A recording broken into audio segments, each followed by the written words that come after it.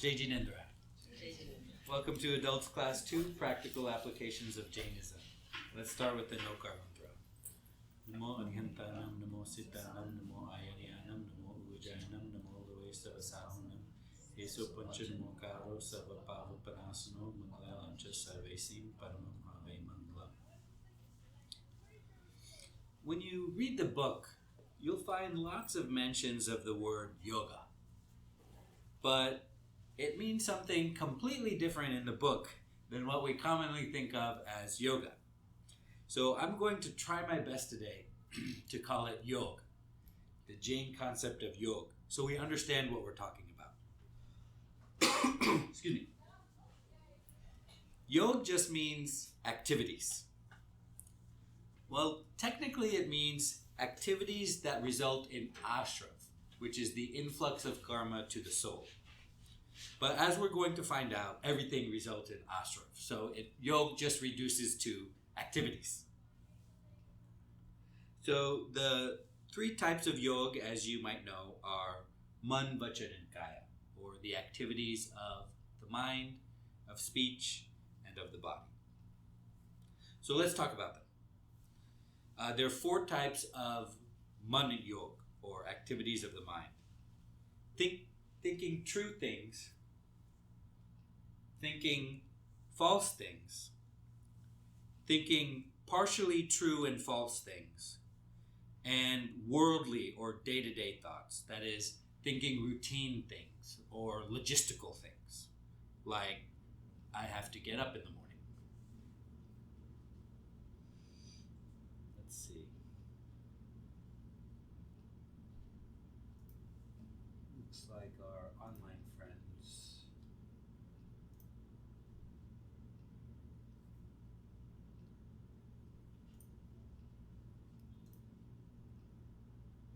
Let me just sign in here. Sorry about that.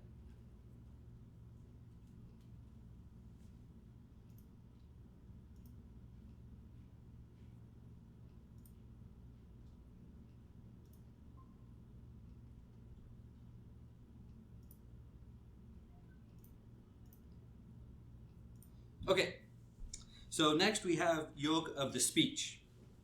Also four. So we have four and you have four more.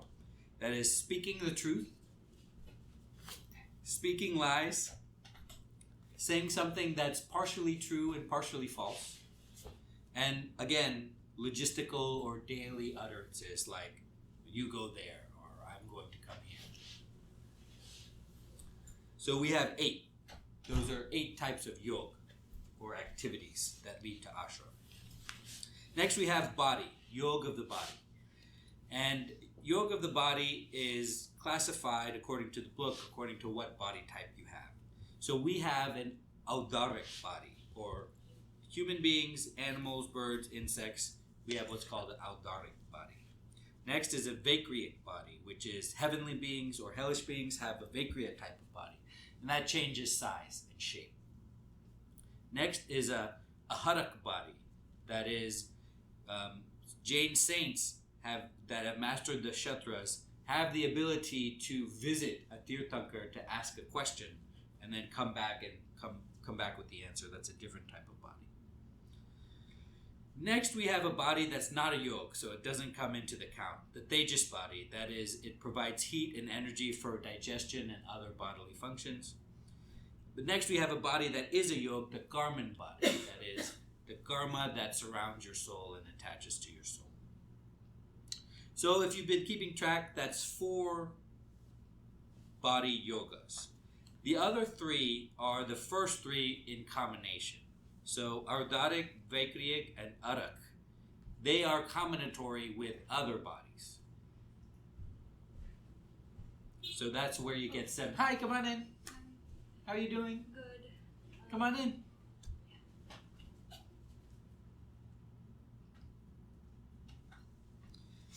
We're talking about yoga and yoga today.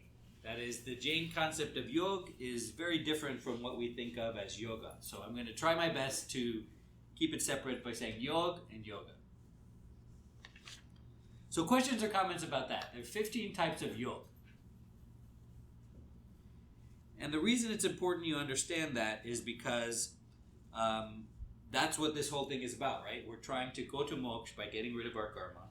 We're trying to eliminate ashrav by performing nirjara. Eliminate ashrav and bandh. Who remembers what those are? Ashrav is the influx of karma into your soul, and bandh is how tightly they attach to your soul. So there are two types of yogas. We discussed the 15, and they all are classified in two types, which is virtuous and non-virtuous. There's only 3 that are virtuous. That's telling the truth, speaking the truth, and doing the truth. So the odds are stacked against you. Only 3 out of the 15 are virtuous. The virtuous one brings you punya, and the non-virtuous one brings you pap. I'm sorry, I missed the beginning. So yoga is the action? Yes. Yoga means activities. Activity, correct. Okay. And so the intention with which you do the yoga determines the bandh, determines how tightly the karma is bound to your soul and what the duration is and what the fruits will be when they come to fruition. And that is determined by kashayas. So when you do a yoga with a kashaya, that determines the bandh. So if the kashayas are less, then the bandh will be less. If the yoga is less, then the bandh will be less. It's intensity. Right. Right. The attachment Right. of the karma to your soul. That's right. And that The intensity with which you perform the yoga means you'll have more intense bandh. bandh. Correct. And my mom always tells, your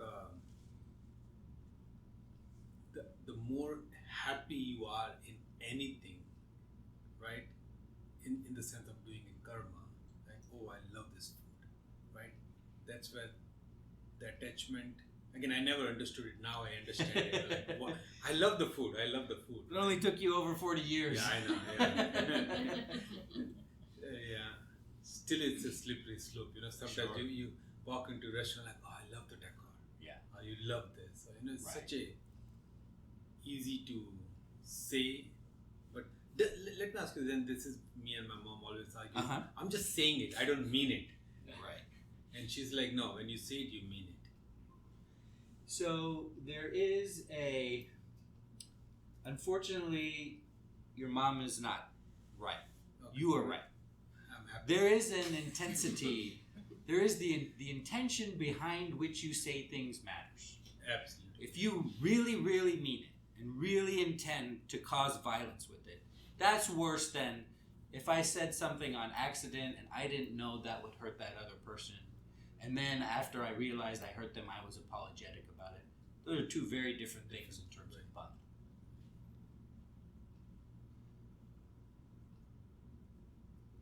Other questions or comments? One more. And, Yeah. with this political issues going on, right? You at work or with clients or whoever you are talking, and Mm-hmm. whether you are on which side of the politics doesn't matter, but whether you agree or disagree, does it affect your participation and then in turn affects your bandh? So if you and I are having a discussion about Right. politics, And then and certainly I could get angry. exactly 100%. Yeah. So it definitely determines the bandh. Okay. Because anger is a kashaya, and that determines the intensity of the bandh of my vachan yoga, the speaking activity that I'm doing. That would be worse than if we were having a civil discussion about politics. So yes, if you have a discussion and you get angry, that's worse than having a discussion and not getting angry. Other questions or comments? This is hard. Unfortunately, yeah, it is very hard. But that's why we're here. Well, let's talk about yoga. Yoga comes from the word yuj, which means to yoke, unite, or join. And that's at its core what yoga is about. The union of mind and body, the union of yourself with the universal consciousness and awareness of a deeper reality. So that's Hinduism. Yoga comes into play in Hinduism. And you'll see that that's opposed to what the truth is, which is your soul and your body are separate. So in Hindu philosophy, yoga is one of the 6 darshanas. And the 6 are logic and epistemology, the atomism and categories of reality, dualism of spirit and matter, yoga, number 4, ritual action and dharma, or the Vedic texts, and Vedanta, or the nature of Brahman and the liberation through knowledge. And you might think, oh, it's like part of the 6 main branches of philosophy of Hinduism, what we call yoga. But actually, I'd like to impress upon you what we call yoga is even smaller, because yoga, which is number 4, is divided into 8. There are 8 types of yoga. And asana, which is the postures that we do in yoga when we go to yoga class, is just one of the 8. Okay? So when we think of yoga, we're thinking of one of the 8 types of yoga in Hinduism, which is just one of the 6 types of branches of the philosophy. So the 8 are ethical disciplines, self-practice, postures, which we think of as yoga, asana, breath control, withdrawal of the senses, concentration, meditation, and liberation. So what we call yoga is a very small sliver of Hinduism. And that has exploded into all the Bikram yoga studios you see here and everything that you see in the West.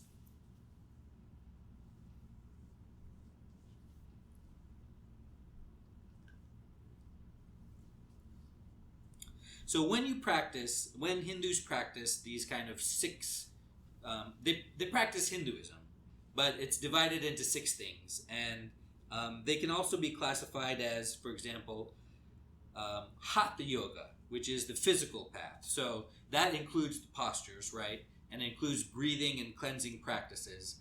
And then that corresponds with what we think of as yoga, because it's the physical path, it's the body. Next is the Bhakti Yoga, or the path of devotion. That is a love and faith and surrender to the divine. That is, you dissolve your ego through devotion and service. Next is the Jnana Yoga, which we'll understand as the path of knowledge. You read scriptures and you study. Next is Karma Yoga, or the path of action, what you do. You do service and you perform the right actions, and you work without being attached to the results. Next is Raja Yoga, or the royal path, which is meditation and mind control. Next is Kundalini Yoga, or the energy path, which is breath work, chanting, dynamic movements, meditation to expand your consciousness. So you see that yoga is quite different from yoga. It actually has nothing to do with one another. But when you look in the book, you'll see yoga, so you might be confused. Questions or comments on that? Does anybody here do yoga? Oh, how do you like it? Oh, it's good. What has it done for you? Relax my body muscles. And, yeah, calms my mind as well. That's great. Yeah. How about you? Yeah, for those 45 minutes that I do yoga, I'm completely focused into doing the asanas, so I'm not thinking about anything else. Right. And that's what really helps my mind. And with the breathing in and out, focusing on the breathing helps connect the mind and the body. Right. They do a different type of yoga. What kind of yoga do you do? So there's this class at Lifetime called Warrior Sculpt. It's hot yoga. 98 degrees, 1 hour. Right. It's like HIIT, so it's like high intensity impact training. If you can complete the class without leaving once, you successfully spent the last 60 minutes doing so.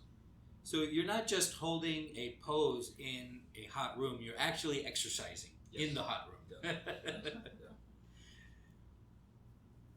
What's the temperature you said? 98 degrees. You could just go outside for that temperature.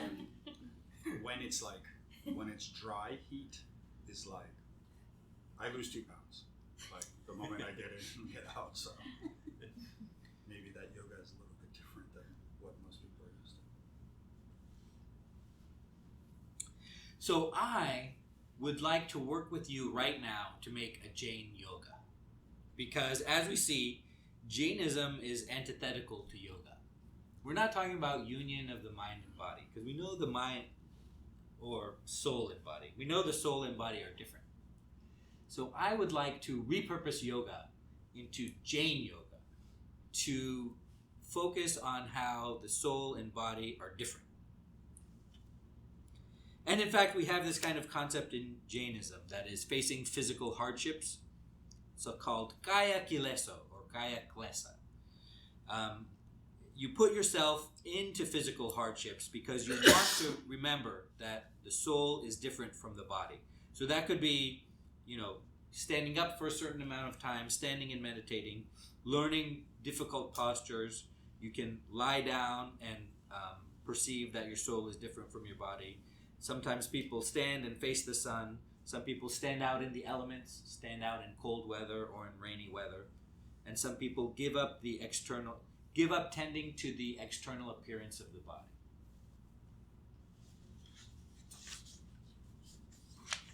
All right, so let's try it. Are you ready? Okay, stand up.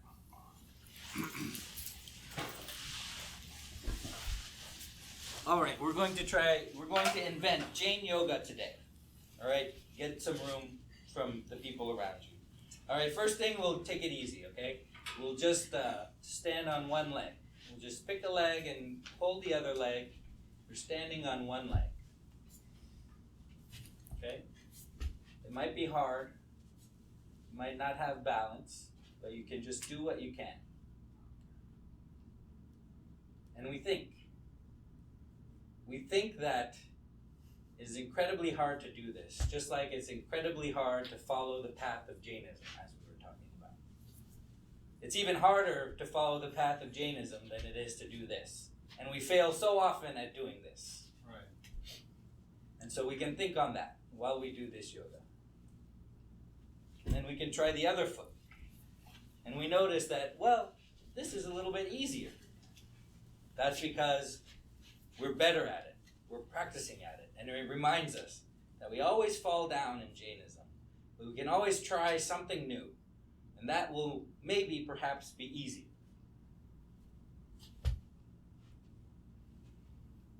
I love that analogy.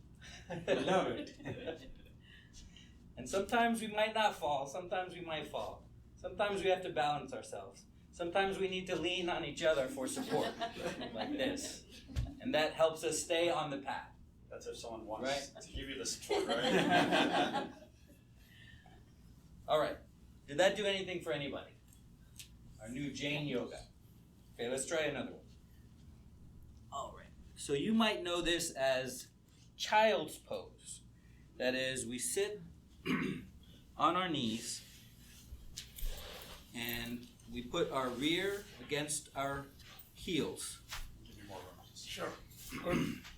And we lay down with our head to the ground and we put our arms in front of us.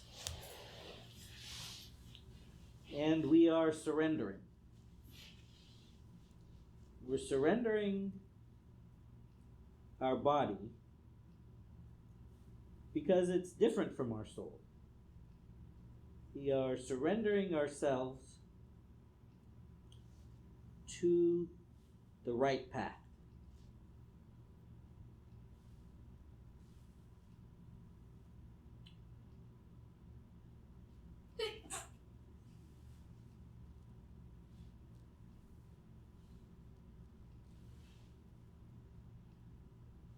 This is a very vulnerable position, so it signifies surrender of the body.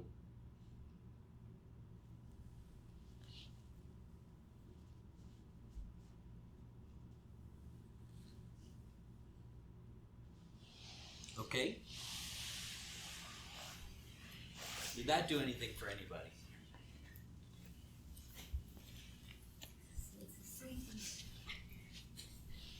When you mentioned about, I didn't even think about what I'm doing, Right. right? But when you mentioned about surrendering yourself to your soul, that's where oh, this is why, or this is what it means, right? Right. Other than that, I did yoga and So remember what puja is. Who knows what puja is? When we perform puja in the temple, it's the physical manifestation of prayer, right? And we do it because it's easier not to get distracted when we do it physically. It's doing prayer mentally is okay, but it's easy to get distracted by your own mind, by other things, by sounds, by other people. When you're doing a puja, it's very hard to get distracted. And if you do, you performing the steps of the puja brings you back into it. So it's a physical manifestation of prayer. So what is this new Jain yoga but the physical manifestation of our principles? That is, it reminds us that, well, it's hard to walk the path, just like it's hard to balance on one foot. Well, we're surrendering our body, just like we're learning, we're showing by putting ourselves in those physical positions, because you can definitely just think about it. Just think about those things about Jainism, that, oh, it's hard to, and that's good. That is yoga of the mind that will result in punya. That's good. But it's easy to get distracted.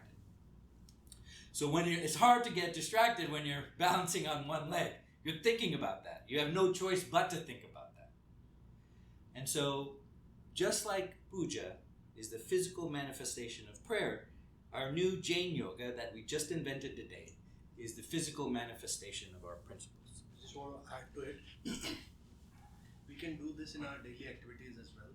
Like you're working in kitchen, just instead of standing on two legs, use just one leg. Right. That reminds you of everything that you just talked about. Right. Or if you're drinking water, squat and drink water. That's malasana, and that reminds you that you need to be balanced and inhale or get the better things inside and exhale whatever is bad, which is outside. So That's very interesting that you would say that, because when we talk about mindfulness, we say, oh, we don't do mindfulness in a room. We do it in our life. We're supposed to be doing it as we're living our life. right. So how would we incorporate yoga, whether Hindu yoga or Jain yoga, into our everyday? Not just go into a room, Right. into a hot room, and do the yoga in the hot room, and then you leave and you forget all about it. How do you incorporate this yoga into your everyday life? I love that. Yeah. My grandma used to tell me about it, and I observed her every day in her, like every activity that she does. She used to have some sort of yoga practice. If she's sitting, she would do Padmasana, or Right. if she's doing something like sewing something, she would do that butterfly pose, and everything was like. That's and great. I like she's that. 86 and thriving. And everything is like. I like that because she doesn't even have a single strand of gray hair. wow. Yeah. Wow. Yeah. So she's incorporating the physical manifestation of the principles into her life Right. and not getting distracted by doing so. That's great. Is there a yoga pose in a chair? Yes. Yes, you can, just like you can do sit and be fit, you can do yoga in a chair.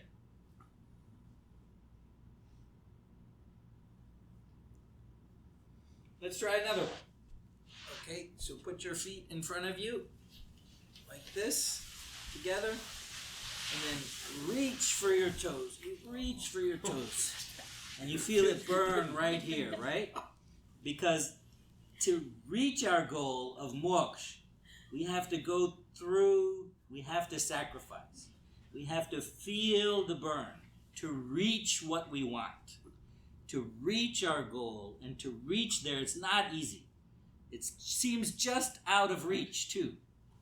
And we can cheat and go like that and move our toes. But it will remind you that to reach your goal, you need to sacrifice. He's fine. Yes. He's made it. Anybody like that one?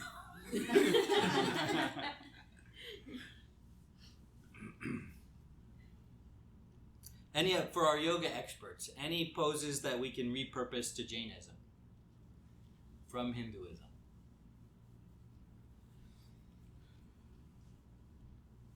I want to make a comment. The way he's sitting, that's my ideal pose. Right. This guy's been non-stop like, what is that? Like, I'm like, in 2 minutes, I'm like this, punching. And this guy's non-stop like this. Right. Yeah. How do you do that? I really appreciate that you said that, because no one has ever Really? appreciated. Yeah. No, but I want to know, like, do you like consciously do this, or this is just your body? Body or- structure, I guess. So, when I sit, I don't do it consciously. But after a while, when I realize that I'm going back to the position, then I get conscious. Interesting. Yeah, me and Kaushik were like this, like all this time. Why are you picking on me in the entire class? Don't worry, we haven't recorded.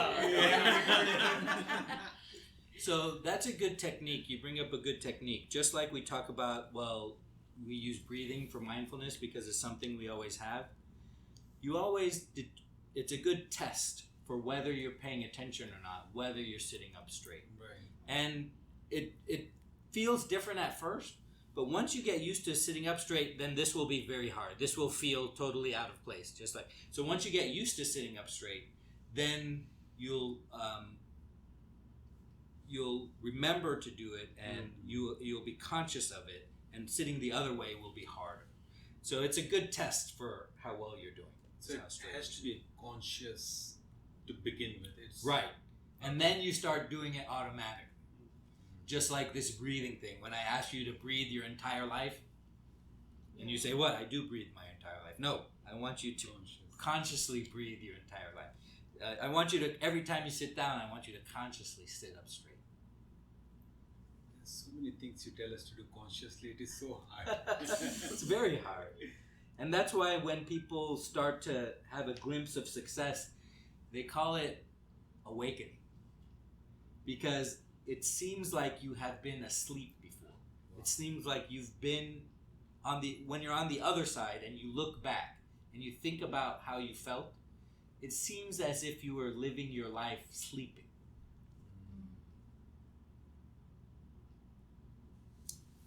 And when I recently attended a 3-day course in India, that was kind of the same awakening that I had. Is most of us, keep living the typical life without being mindful or being conscious of what we are doing, and sometimes you just need someone to awaken you. And when we come here, that's probably what happens, every Sunday for that 1 hour. Right. And the goal, of course, this is called practical applications of Jainism. The goal is to take it out of these 4 walls. Because as soon as you walk out that door, you're like, well, I got to figure out what's for lunch. The kids are running to me. I got to try to navigate this. I got to go see what's going on in the temple. I got to do that. It's just a bombardment as soon as you leave that door. And that is the hard part. And I wish I could help you with that. But I only get you for an hour a week. And I can try to we do our best to take what we learn here and apply it to our life out there. And that is the hard part. It's easy to do this. We have the AC now. We have lights. Our kids are not here. We're talking civilly. We're letting each other take turns to talk. We're not interrupting each other. It's easy to do it here. It's hard to do it out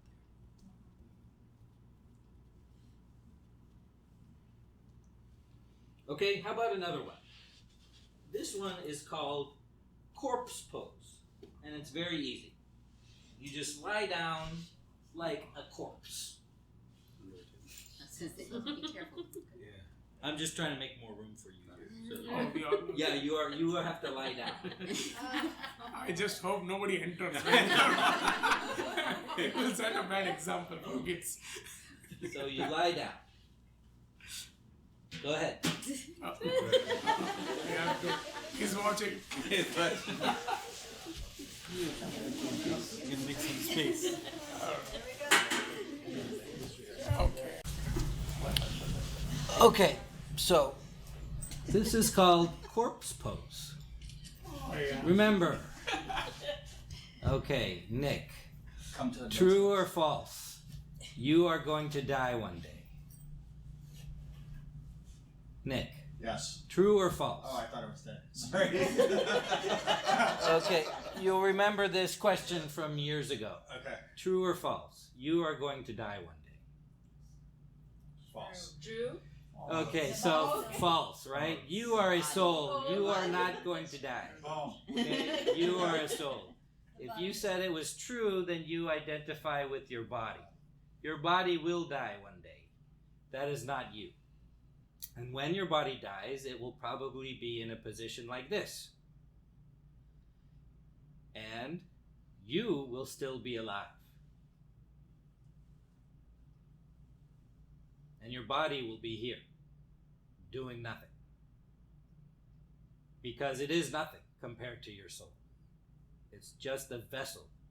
It's a prison for your soul. And when you die, you will go into another prison. And this body will be here, in this pose, just like this. And this reminds us of that fact. This reminds us that our soul is different from our body.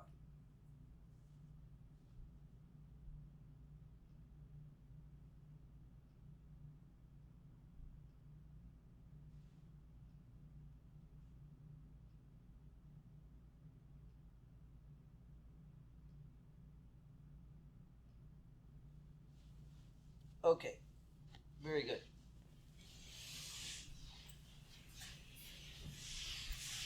Did that help anybody?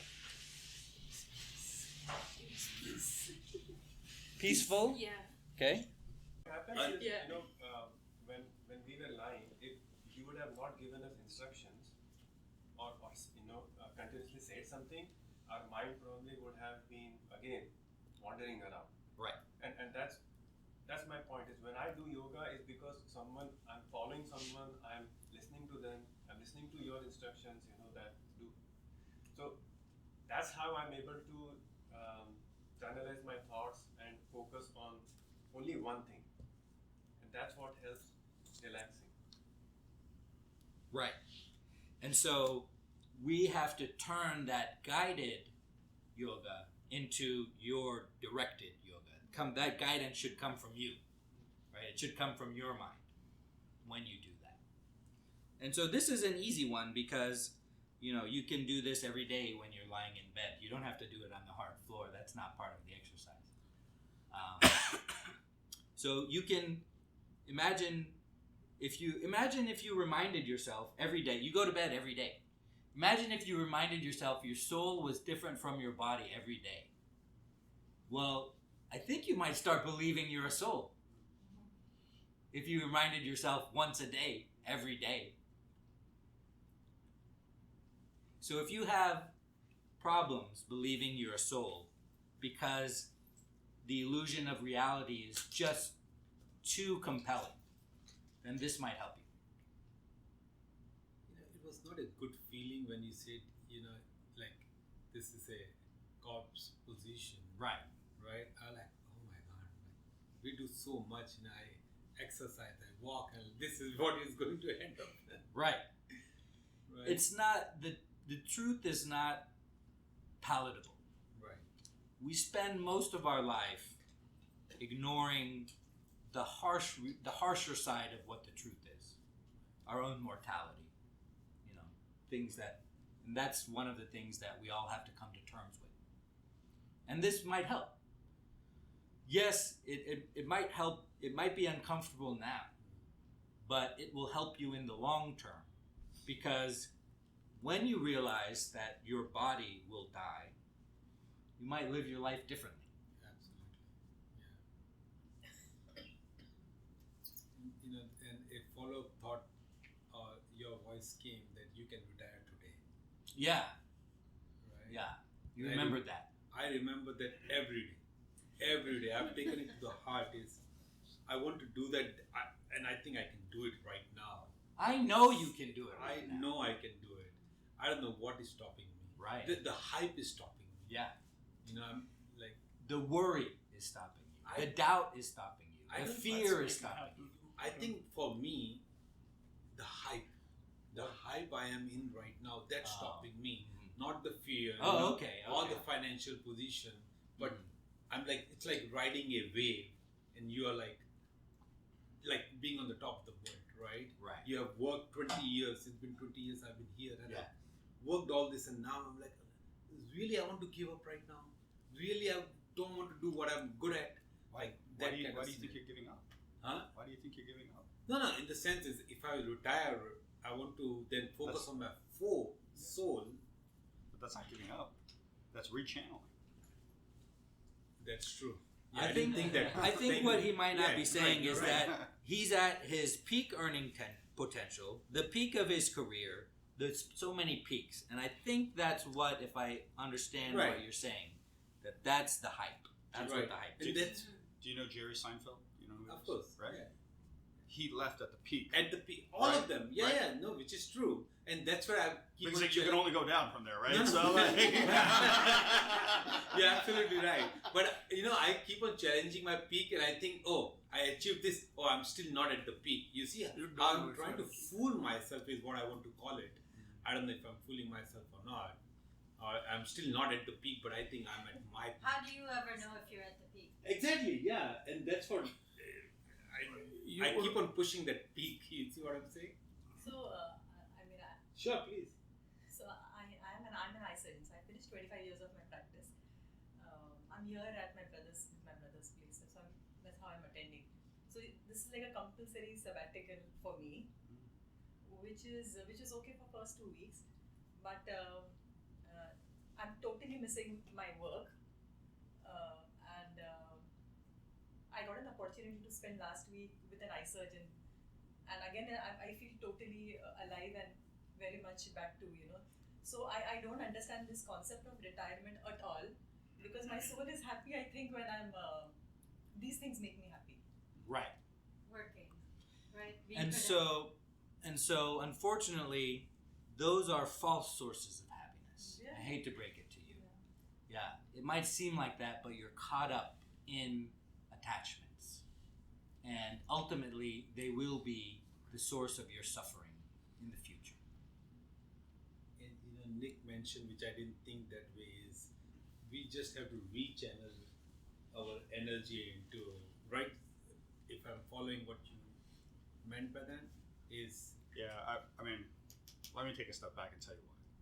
So, I did this route, right? And we had a great exit. I left. I had to retire. I had to take the sabbatical, right? It was the hardest thing. Like, you're running at 150 miles an hour, and just doing a natural thing is like working negative. That mindset of waking up and saying, now what, right? I mean, my kids told me, stop walking me to the bus stop, right? And I was like, I finally could do this, right? And they're like, Dad, like, it's been a week, like, you don't have to walk with us. I was like, no, I enjoy it. They're like, Dad, you don't have to walk with us. Does that mean they don't enjoy it, right? Like, So, like, we think that, we're very good at something, right? And we can help someone. So by doing that, that gives us that fulfillment that, hey, we've helped someone to go do it. I realized as I proceeded to do that for 6 months, 8 months, 12 months, it was kind of, for someone that had worked that long, it was kind of depressing, right? Because I had all this talent that I wasn't using, Yes.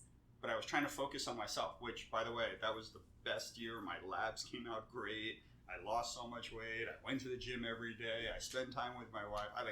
There are things I did, and this happy balance of when we work doesn't always come out like that, right? So I would say that, to your point about being a doctor, being able to help, there are things that you can do, but you don't have to do them all the time. You do them on your time, right? So like, you can do Doctors Without Borders or whatever, right? And you can go and spend a week somewhere and help someone, and then come back and focus on yourself.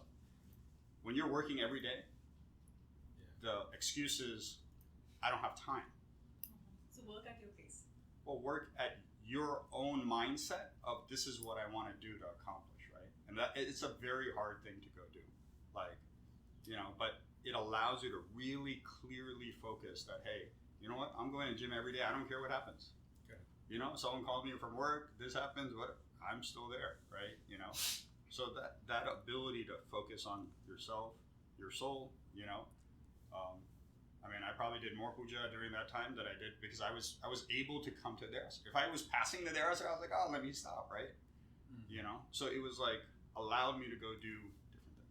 This is only my journey, but like, just saying. So if you want to retire, I mean, today's a great day. Right, yeah.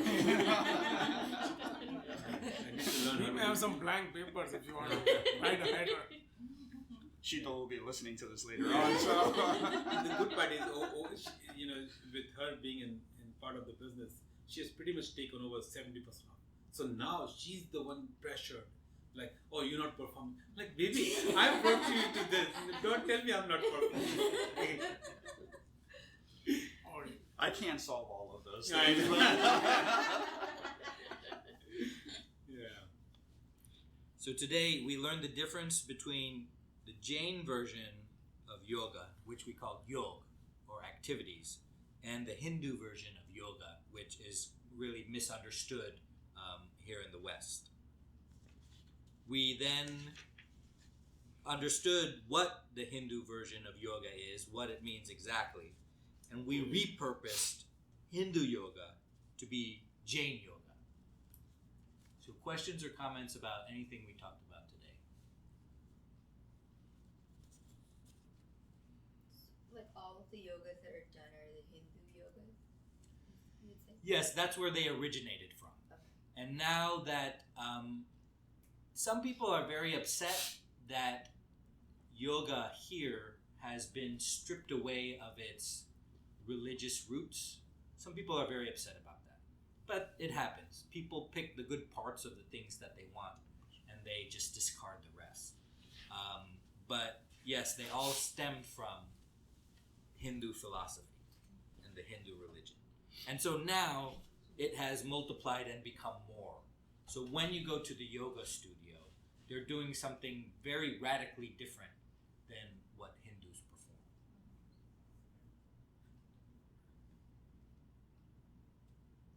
Can we one time go through the poses and what it signifies? Like, I know the corpse one is to remind you that you're a soul. Sure. Then we did the child pose. What is that one? Sure. Surrender. No problem. Surrendering, right? Right. Let me go back to that question because I think I misanswered it. The answer is yes and no.